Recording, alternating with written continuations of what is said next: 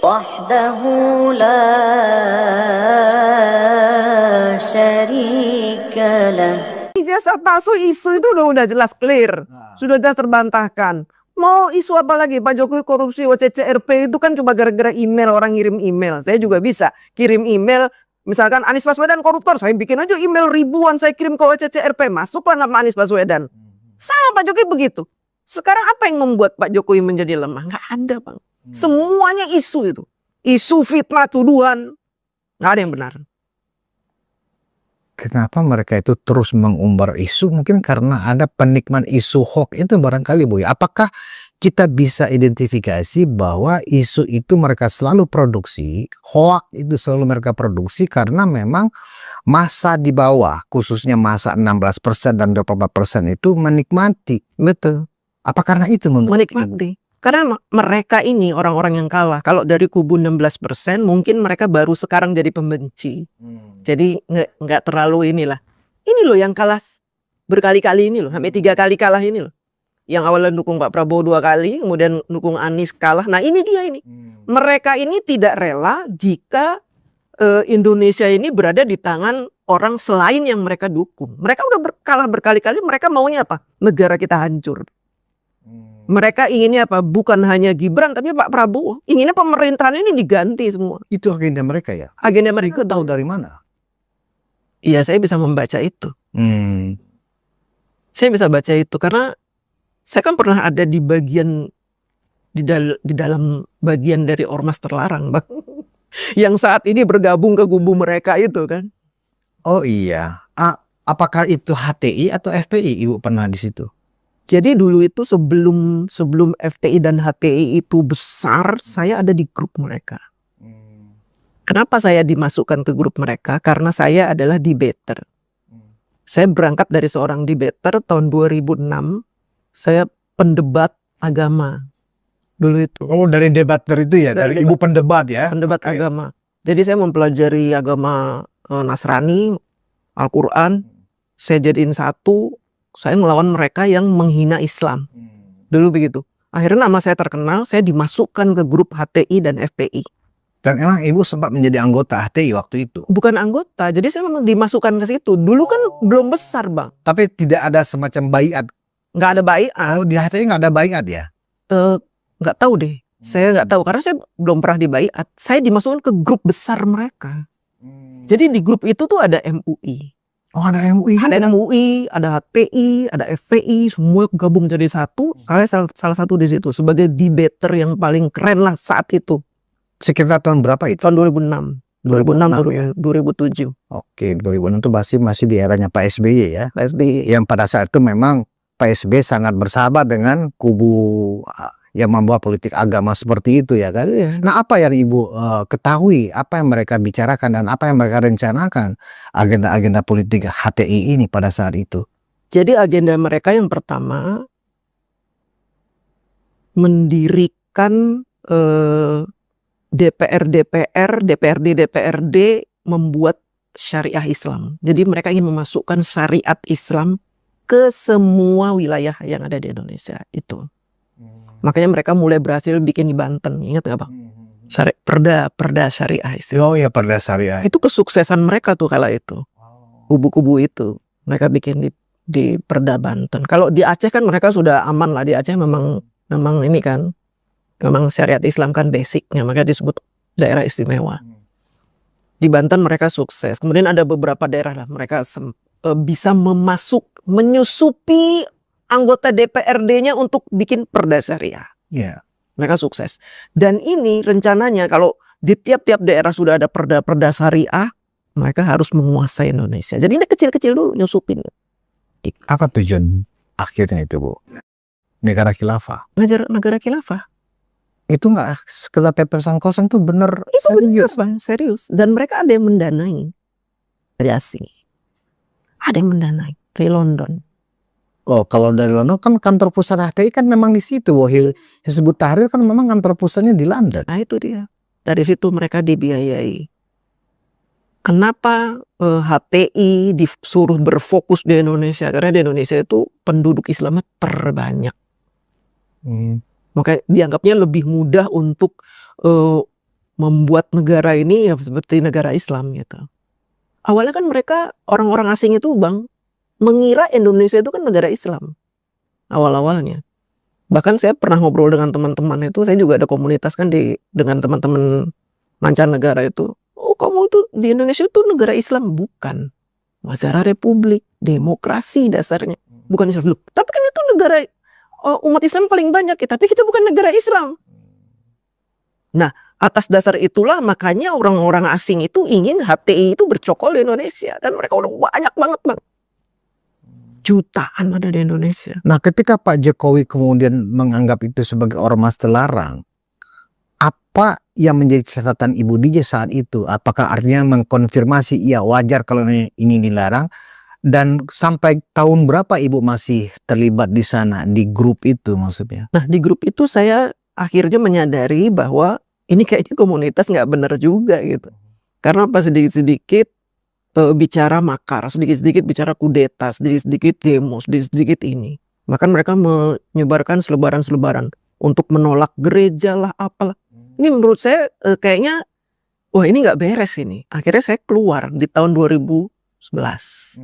2011 saya udah keluar dari grup itu udah. Berarti ada 5 tahun nggak Ibu bersama? Dari 2006 sampai 2011 5 tahun. Cukup lama ya? Lama sekali, lama, dan saya lumayan saya donatur saya di situ. Oh. Jadi kalau ada kegiatan apa demo ya saya donaturnya, makanya saya dirangkul bener sama mereka.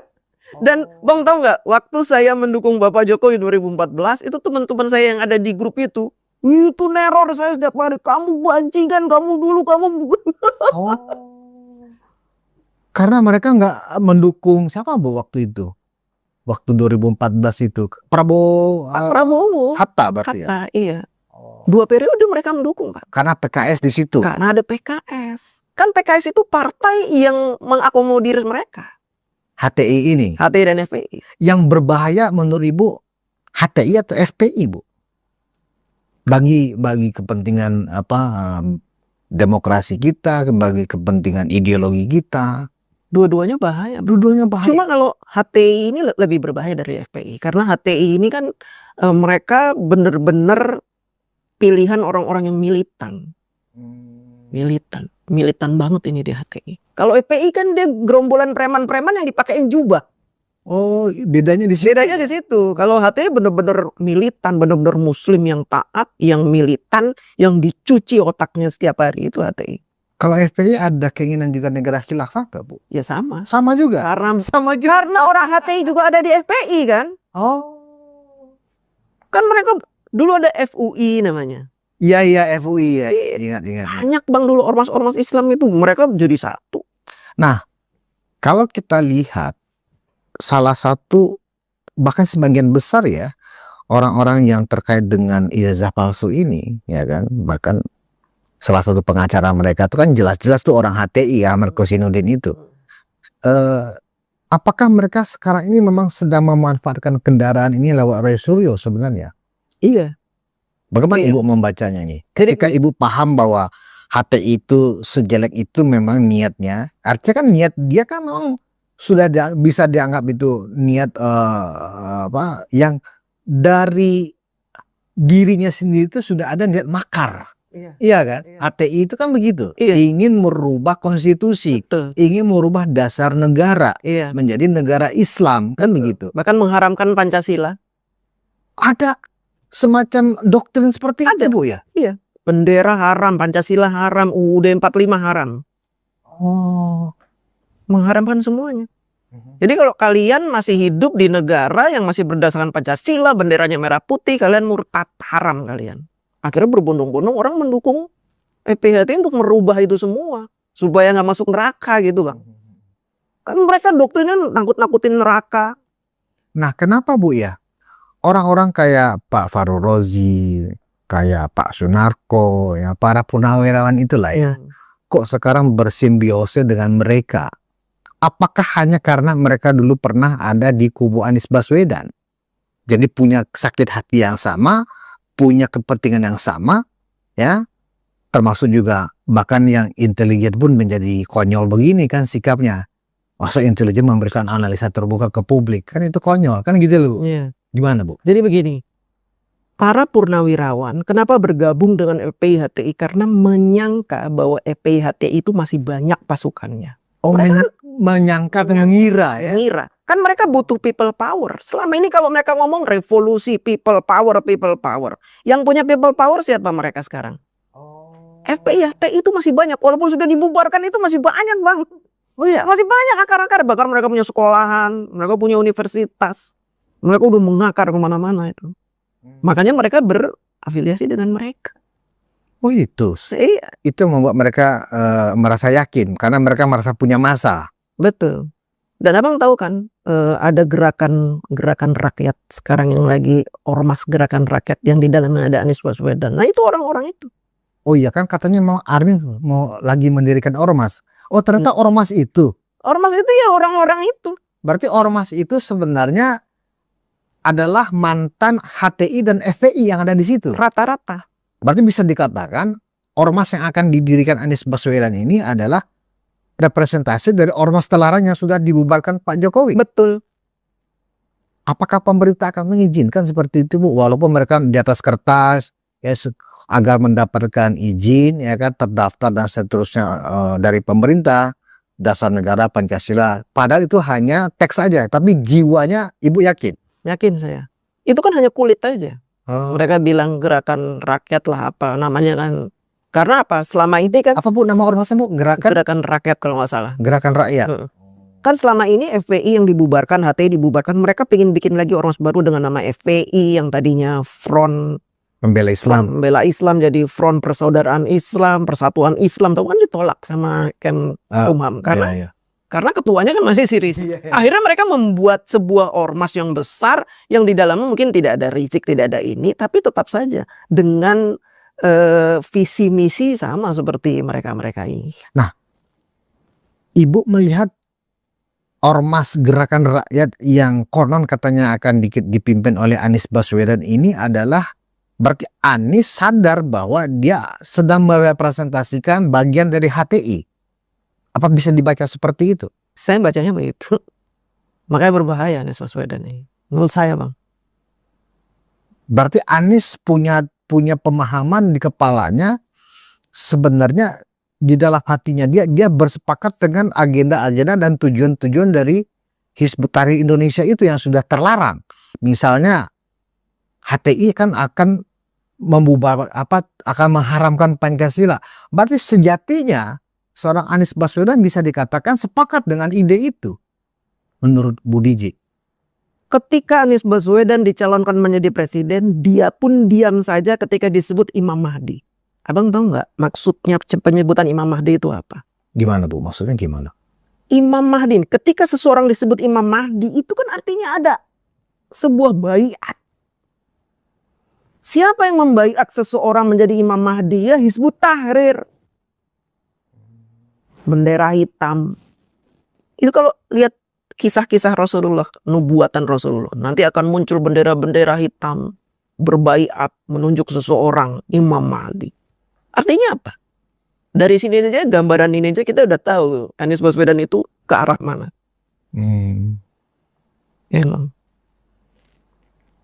Kenapa Anies Baswedan mau mengambil langkah-langkah politik yang sangat berbahaya itu Bu untuk keutuhan NKRI? Berarti Anies bisa dianggap orang yang berbahaya secara politik dan ideologi buat republik ini. Tapi gini, Anies Baswedan ini lumayan cerdik. Ketika orang menganggap dia itu bagian dari FPI dan HTI, dia mulai cerdik. Dia dekati pendeta-pendeta, dekati wihara-wihara, sampai dia pernah dibaptis menggunakan nama Yohanes. Dia cerdik.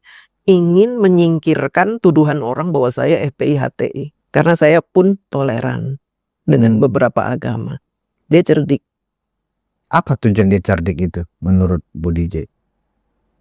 Sebenarnya Anies Baswedan ingin mengakomodir kekuatan yang ada di FPI dan HTI. Tapi dengan mengubah mindset rakyat Indonesia bahwa dia itu FPI dan HTI. Sehingga dia mengkamuflase itu semua dengan dia mendekati pendeta lah. Itu di gerakan rakyat tuh ada pendeta juga di situ. Oh, untuk mengkamuflase sebenarnya. Artinya orang-orang yang plural yang ada di Gerakan Rakyat ini seolah-olah ini bukan politik identitas, politik agama. Betul. Ini adalah rakyat. Ada segala agama di sini. Iya. Itu hanya strategi, taktik. Pada saatnya nanti kalau memang mereka menemukan jalan, mereka akan menyingkirkan itu. Menurut Budi J. Dari ibu kan perlu 5 tahun loh di sana. Mereka akan menyingkirkan itu. Akan menyingkirkan. Mereka itu. akan melakukan apa saja demi menguasai Indonesia. Udah itu titik. Menguasai Indonesia dengan dasar Islam. Betul. Melakukan apa saja. Mau itu kebohongan, mau itu fitnah, mereka akan melakukan itu. Yang penting bisa menguasai Indonesia. Bagaimana dengan orang-orang yang non-Islam yang diajak sekarang? Ketika itu sudah tercapai misalnya, apa yang akan mereka lakukan? Ya ini perlu dipertanyakan nih pendeta-pendeta yang masuk itu. Apakah dia memahami itu apa enggak? Bisa jadi mereka nggak tahu. Bisa jadi mereka tahu atau bersekutu juga atau cari aman. Karena ada beberapa pendeta yang cari aman. Takut dipersekusi. Dulu kan FPI begitu kecil. Oh, karena takut dipersekusi. Berarti bisa dikatakan siapa yang ngibulin ini sebenarnya kan begitu. Siapa yang dikibulin dan mengibuli kan gitu loh. Iya, makanya nih negara harus waspada menurut saya. Terhadap gerakan-gerakan kamuflase ini harus waspada. Apalagi di dalamnya ada mantan jenderal, ada GAM. GAM udah mulai muncul ini. Menyebut-nyebutkan saya Panglima GAM. Itu ngeri sekali bang. Kalau udah kayak begitu harusnya negara mulai waspada.